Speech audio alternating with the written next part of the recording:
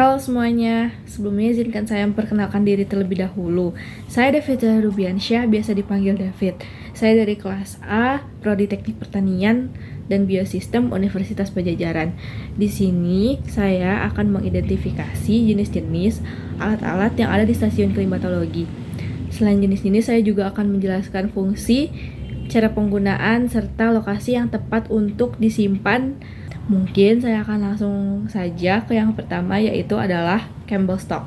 Campbell Stock ini berbentuk bundar, terdapat bola kristal di tengahnya, dan di bawahnya terdapat kertas pias. Untuk fungsi dari Campbell Stock ini sendiri yaitu adalah untuk mengukur lama penyinaran matahari. Prinsip kerjanya berdasarkan penakaran pias atau kertas yang ada di bawah si Campbell Stock ini yang berwarna hitam. Sinar matahari akan memusatkan sinarnya ke dalam bola kristal tersebut. Setelah bola kristal ini memantulkan cahaya juga akan dipantulkan langsung ke kertas pias, lalu membakar kertas pias menunjukkan beberapa angka. Nah, untuk penyimpanannya sendiri tentunya di ruangan terbuka yang harus terkena langsung dengan sinar matahari. Yang kedua ada hygrometer. Seperti ini. Hygrometer ini fungsinya adalah untuk mengukur suhu atau kelembapan di suatu stasiun. Nah, hygrometer ini terdapat beberapa termometer dengan berbagai macam jenis. Nah, hygrometer biasanya dilindungi oleh suatu bangunan kecil yang dinamakan sangkar cuaca. Fungsinya adalah untuk melindungi hygrometer dari panasnya sinar matahari atau mungkin yang lain. Pintu dari hygrometer tersebut tidak menghadap ke timur atau barat, melainkan ke arah utara dan selatan. Jadi pintu tersebut ini yang mengarah ke utara, dan pintu belakang juga dapat terbuka yang mengarah ke selatan, seperti itu. Untuk yang selanjutnya ada obrometer. Obrometer ini fungsinya adalah untuk mengukur curah hujan.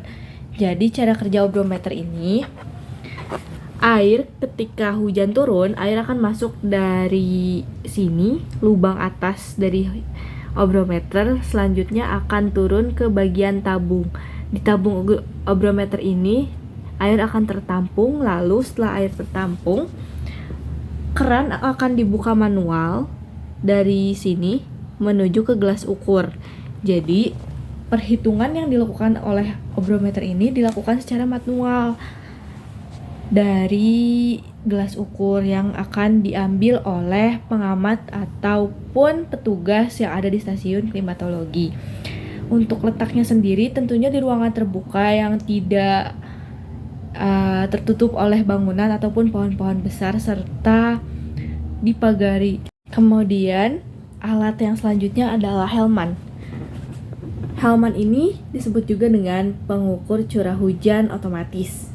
Seperti namanya, Hellman merupakan alat yang digunakan untuk mengukur curah hujan secara otomatis. Fungsinya juga untuk mengukur curah hujan di satu hari. Kerja Hellman itu sendiri adalah dengan hampir mirip seperti obrometer, namun perbedaannya adalah ketika air masuk ke dalam tabung bagian atas di sini, air akan menuju ke tabung kecil di bagian sini.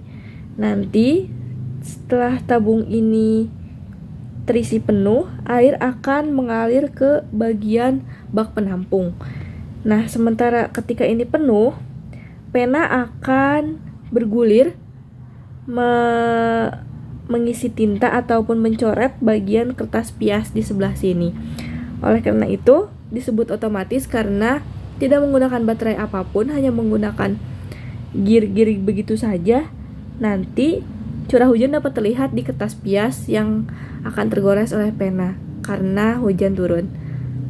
Untuk lokasinya sendiri tentunya harus disimpan di ruang terbuka agar air hujan bisa masuk langsung ke dalam tabung Hellman ini. Selanjutnya di sini ada panci evaporasi. Panci evaporasi ini fungsinya adalah untuk mengukur penguapan air secara langsung. Jadi di dalam panci evaporasi ini terdapat genangan air. Namun genangan air ini tidak boleh hingga penuh, karena apabila airnya terisi penuh akan sulit untuk mengukurnya. Di dalam panci evaporasi ini di tengahnya terdapat alat. Ini namanya ada steel well dan hook gauge. Fungsinya adalah untuk mengukur penguapan air. Di dalam hook gauge ini terdapat skala yang bisa dihitung nanti ketika penguapan terjadi. Nah, cara kerja dari hook gauge ini, nanti akan ada kail di bawahnya. Kail tersebut harus dinaikkan, tidak boleh tenggelam di dalam air dan tidak boleh terlalu mengapung dalam air. Jadi intinya kail ini tetap bagian atasnya tuh tetap di bawah air gitu.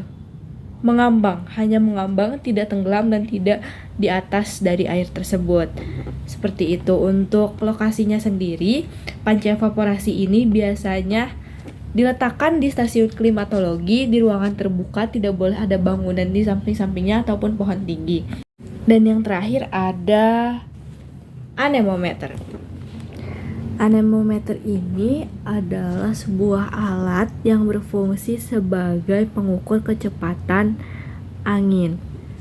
Nah, di dalamnya terdapat seperti mangkuk-mangkuk kecil yang nanti akan berputar ketika ada angin. Selain mangkuk-mangkuk kecil juga terdapat besi seperti panah, ini untuk petunjuk arah angin. Terdapat mesin di bawahnya yang akan mengukur kecepatan angin di hari tersebut.